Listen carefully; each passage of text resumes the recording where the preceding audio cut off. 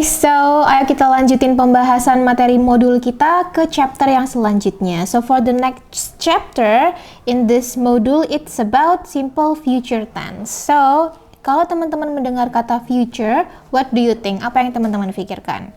Ya, jadi future itu adalah masa yang akan datang. Jadi simple future tense itu adalah kalimat yang menjelaskan tentang kejadian atau sesuatu yang akan terjadi di masa yang akan datang.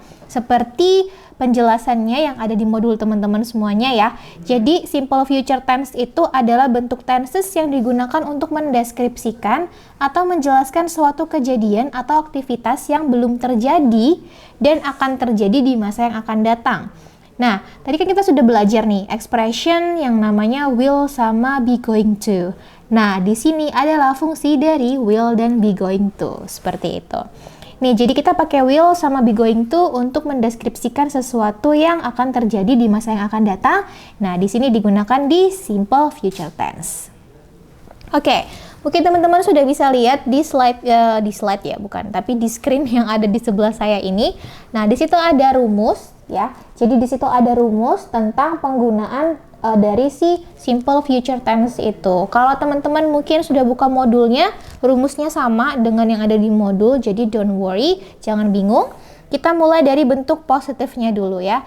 Jadi kalau simple future tense itu dia dibentuk dari subjek, kemudian ada will atau shall sebagai bentuk dari future-nya, sebagai auxiliary verb-nya, kemudian ada verb ya, kemudian ada the rest of the sentence. Nah, itu menandakan bahwa kejadian yang terjadi itu di masa yang akan datang. Kalau untuk bentuk yang menggunakan be going to, dia akan menjadi subject plus be going to verb 1 and the rest of the sentence. Jadi bisa dipakai will atau be going to ya.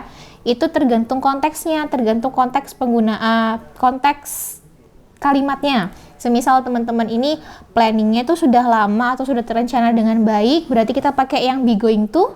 Kalau teman-teman itu masih kayak baru aja, jadi kayak direct planning gitu, cuman kayak pengen ngomong aja sekarang gitu, nah kita pakai will aja atau shall. Jadi will sama shall itu sama ya, tidak perlu bingung. Teman-teman bisa menggunakan will.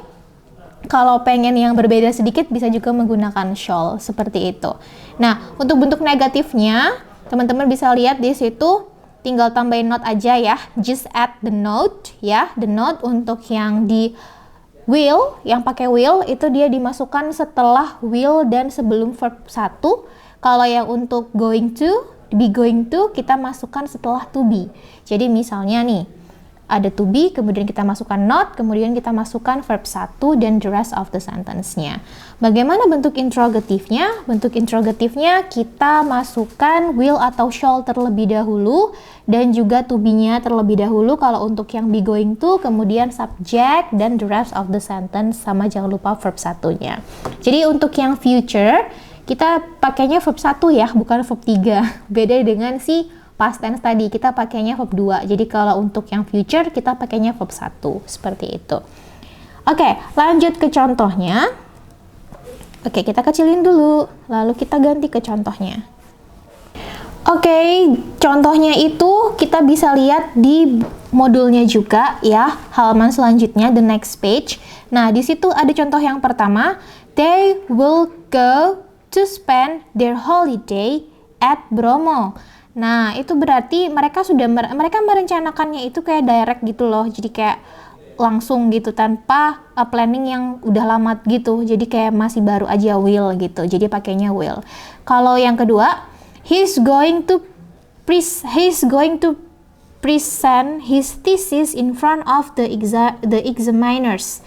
Nah, kalau yang kedua itu dia udah prepare tuh, udah planning. Jadi dia pakainya going to. He is going to karena dia he. Terus kalau untuk bentuk interrogatif sama negatifnya, tinggal ngikutin ya, tinggal masukin rumusnya aja dan akan jadi seperti itu di contohnya. So easy. Oke, so sejauh ini I think tidak ada kesulitan ya, karena kan kita bisa lihat-lihat lagi contohnya dan rumusnya, tinggal masukin aja seperti itu.